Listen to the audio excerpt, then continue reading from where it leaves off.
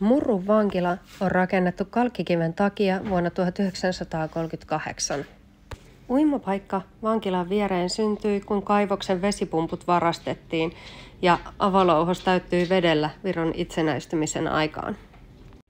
Vankila suljettiin 2012. Vankeja työskentelee kuitenkin alueella edelleen. Vankilassa asui yleensä noin 1500 vankia kerralla. Vangit asuivat pääsääntöisesti suurissa asuntoloissa. Vankila oli niin sanottu yhteisvankila. Tämmöiset suuret asuntolat oli myös yksi rangaistusmuoto. Vankilan alueelle pääsi katsoa melkein kaikkiin tiloihin. Siellä oli muun muassa liikuntatiloja, sairaalarakennus, ruokala, eristyssellit, valvomot, luokkahuoneet. Jotkut tiloista oli todella huonossa kunnossa ja sai vähän katsoa, että minne astuu ja että tippuuko mitään päähänsä. Tilat ei ehkä täyttäisi suomalaisia turvallisuussäädöksiä museon osalta, joten oltiin aika varovaisia.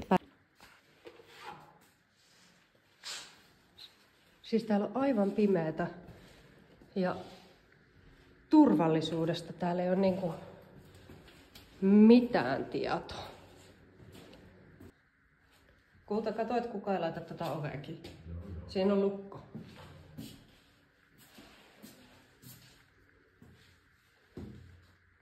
Hys. Voi vittu.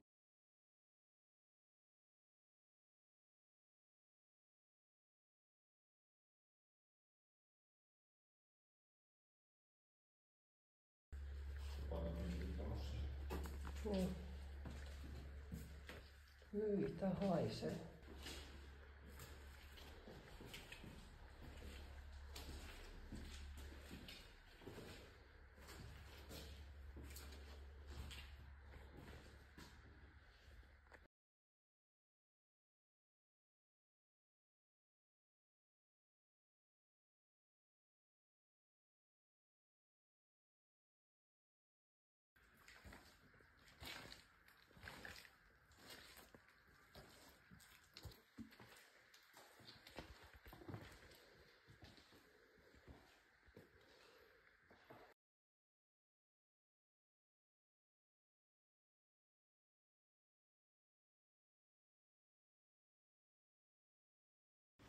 Niin kuin huomaatte, laitteet on suht moderneja.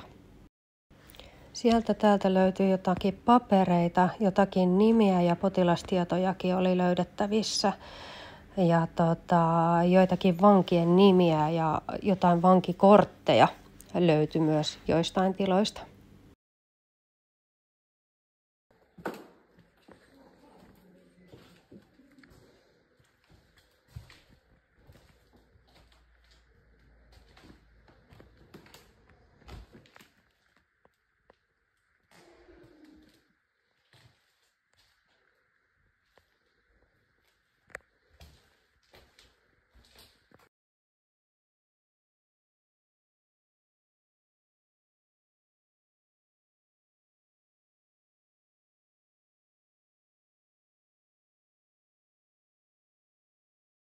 Täällä jengi on hei ulkoilu.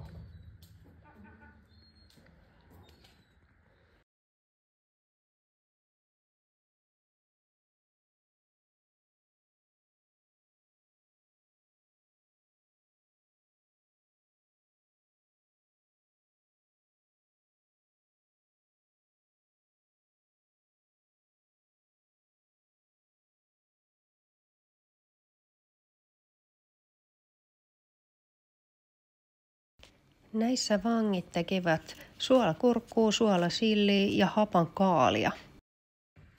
Tämä oli nopea tsekki Rummun vankilaan. Suosittelen, että tuolla kannattaa käydä.